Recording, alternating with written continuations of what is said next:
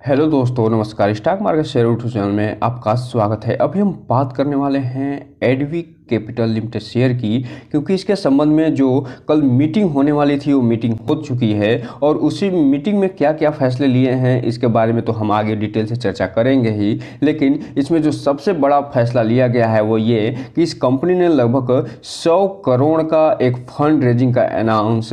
कर दिया है। तो हम इसमें देखेंगे कि ये जो फंड रेजिंग का अनाउंस इन्होंने किया है वो ये कंपनी किस माध्यम से करते हुए दिखाई देने वाली है, और इसके अलावा ये जो फंड रेजिंग से संबंधित जो अनाउंसमेंट हुआ है उसके बारे में और भी जो न्यूज़ें निकल के आई हैं उसे भी हम इसमें देखने की कोशिश करेंगे कि क्या इसके संबंध में जो प्राइस है वो उसका भी अनाउंसमेंट कर दिया गया है या नहीं। इसके अलावा जो भी और न्यूज़ निकल के सामने आई होंगी उसे भी हम इस वीडियो में डिटेल से देखने वाले हैं। और इसके साथ साथ इसके पहले भी कुछ न्यूज़ें निकल के सामने आई हैं जिसमें जो प्रोमोटर ग्रुप हैं उनको पब्लिक कैटेगरी में कुछ बदलते हुए दिखाई दे रहे हैं, और जिसे हम इस वीडियो में डिटेल से देखने की कोशिश करेंगे। और साथ ही साथ जाते जाते हम ये भी देखने का कोशिश करेंगे कि आखिर इसका जो टारगेट दिया जा रहा है वो कितना दिया जा रहा है। तो चलिए दोस्तों, बिना किसी देरी के वीडियो शुरू करते हैं। सबसे पहले अगर हम बात करें इसके चार्ट पैटर्न की, तो यहाँ पे आप देख रहे हैं कि 22 मार्च को ये जो है बंद होता हुआ दिखाई दिया था मार्केट, और मार्केट में लगभग 84 पॉइंट की वृद्धि देखी गई थी। लेकिन इसमें फिलहाल कमी दिखाई दे रही है आधे % की, और ये जो कंपनी है गिर के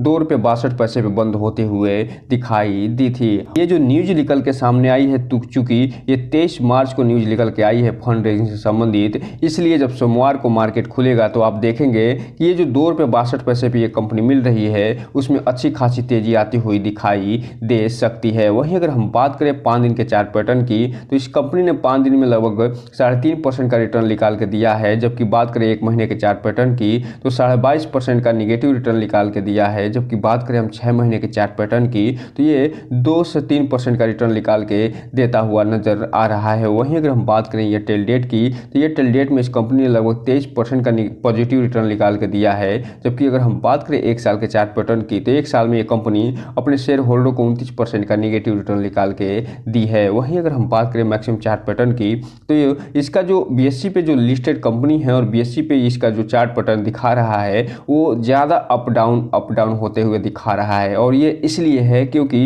इसका जो मार्केट कैप है बहुत कम है, और इसमें जो ऑपरेटर हैं वो लगातार सक्रिय होते हुए दिखाई देते हैं, और यही कारण है कि इसमें बहुत तेज़ी से ये ऊपर उठता है, फिर ये इसमें गिरावट देखी जाती है, अर्थात प्रॉफिट बुकिंग देखी जाती है। और यही कारण है कि ये जो कंपनी है जब से लिस्ट हुई है तब से लेके अभी तक मात्र और मात्र 159% ही रिटर्न दे पाई है। अब हम अगर बात करें जो अनाउंसमेंट या न्यूज़ निकल के सामने आई है उसकी, तो यहाँ पे आप देख रहे हैं कि 23 मार्च को इस पर मीटिंग होती हुई दिखाई दी थी और उसके बारे में कुछ निर्णय लिए गए हैं, इसे हम देखेंगे। उसके पहले जो 20 तारीख को न्यूज़ निकल के सामने आई है, और इसके पहले 18 तारीख को न्यूज़ निकल के आती हुई दिखाई दे रही है, जिसमें प्रोमोटर और पब्लिक जो प्रोमोटर ग्रुप है उन्हें पब्लिक कैटेगरी में ये डालते हुए दिखाई दे रहे हैं। तो चलिए हम इसे एक एक करके देख लेते हैं। सबसे पहले अगर हम बात करें जो 18 तारीख को न्यूज़ निकल के सामने आई है उसकी, तो यहाँ पे आप देख रहे हैं कि बताया जा रहा है कि जो कुछ रिक्लासिफिकेशन किया गया है, और इसमें बताया गया कि जो प्रोमोटर और प्रोमोटर ग्रुप हैं उन्हें फिलहाल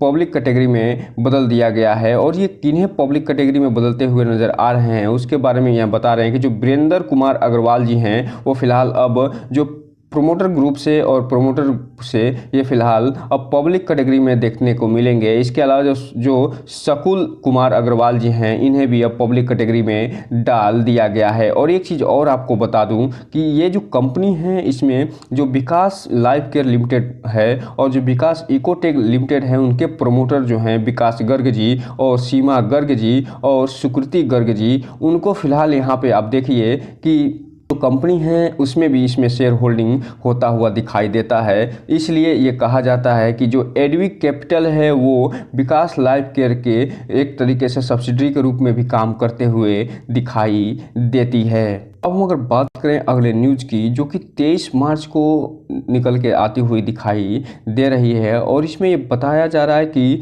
जो 23 मार्च को मीटिंग हुई है उसमें एक बोर्ड मीटिंग होते हुए दिखाई दी थी, और इसमें जो बोर्ड मीटिंग हुई है उसके संबंध संबंध में कुछ निर्णय लिए गए हैं, जिसके बारे में ये पूरा डिटेल से ये यहाँ पे जानकारी देते हुए नज़र आ रहे हैं। और ये जो जानकारी यहाँ पे दे रहे हैं उसमें बता रहे हैं कि अप्रूव कर दिया गया है फंड रेजिंग से संबंधित चीज़ों को, और जल्द ही ये इसके बारे में पूरा डिटेल देते हुए भी नज़र आएंगे। और ये जो अप्रूवल मिला है फिलहाल 100 करोड़ का ये फंड रेजिंग करते हुए दिखाई देने वाले हैं, और ये जो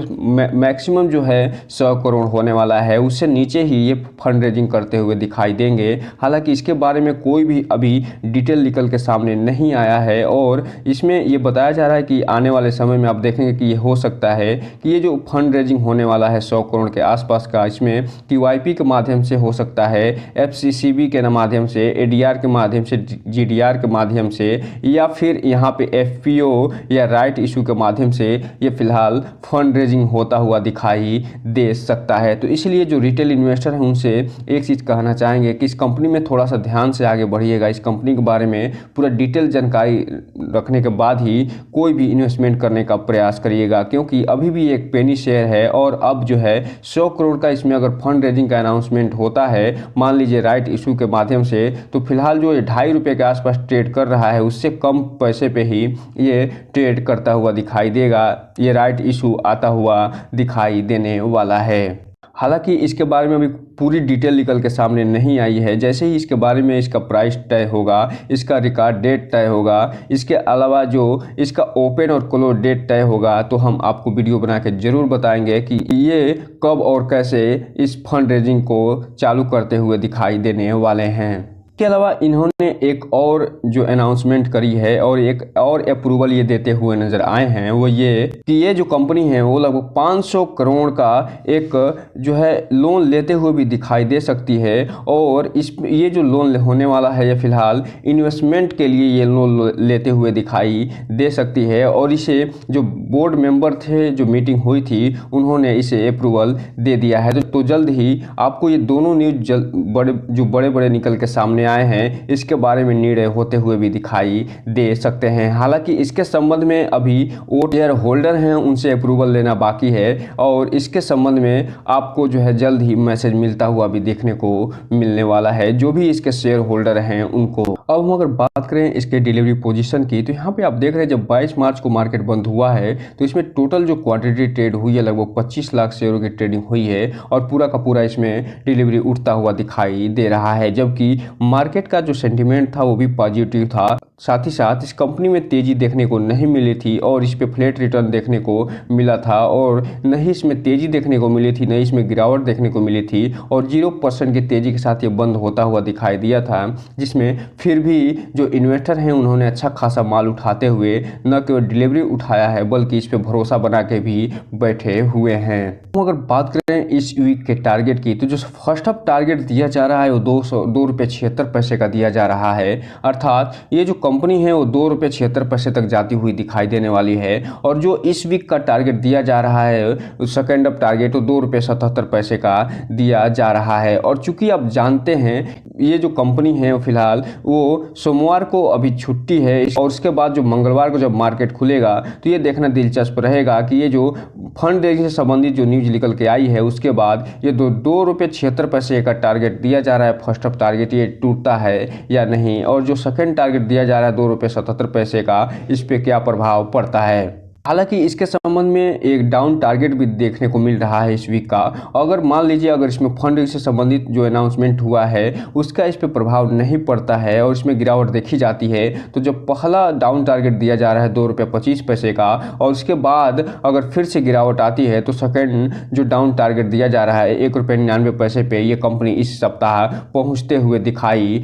दे सकती है। इसलिए जो रिटेल इन्वेस्टर हैं उनसे एक चीज़ कहना चाहेंगे कि इसमें कोई भी इन्वेस्टमेंट करने से पहले इस कंपनी के बारे में पूरी डिटेल जानकारी लीजिए, उसके बाद ही कोई भी इन्वेस्टमेंट करिएगा। और जब भी इसमें इन्वेस्टमेंट करना है तो अपने वित्तीय सलाहकार से संपर्क करते हुए ही इसमें इन्वेस्टमेंट करने का प्रयास करिएगा, ताकि आपका पैसा और निवेश दोनों सुरक्षित रहे और साथ में आपका भविष्य भी। तो दोस्तों ये रहा आज का वीडियो। इस चैनल को लाइक करें, सब्सक्राइब करें और बेल आइकन हिट करना तो बिल्कुल ना भूलें, ताकि नए वीडियो की जो अपडेट्स आपको ऐसे ही समय पे मिलता रहे। जय हिंद दोस्तों।